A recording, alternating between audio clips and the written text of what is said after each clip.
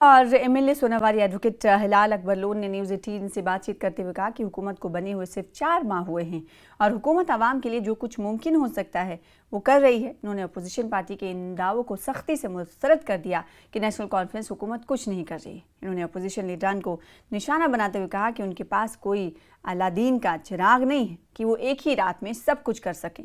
Advocate हिलाल Akbar loan ने मजीद कहा कि वक्त के साथ चीज़ें बेहतर होंगी और हुकूमत हर मुमकिन तरक्की और अवामी बहबूद के इक़दाम उठाएगी।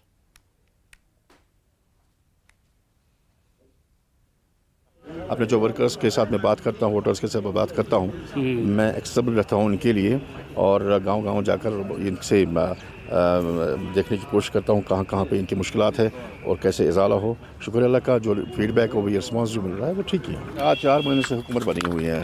अलाउद्दीन का चिराग तो हमारे पास नहीं है। अलाउद्दीन का चिराग लेकर हम जाएंगे मैदान में और कहेंगे ये 10 साल में जो ये गैप रही है अवामी हुकूमत ना होने की वजह से और जो मुश्किलात हैं वो बढ़ गई हैं।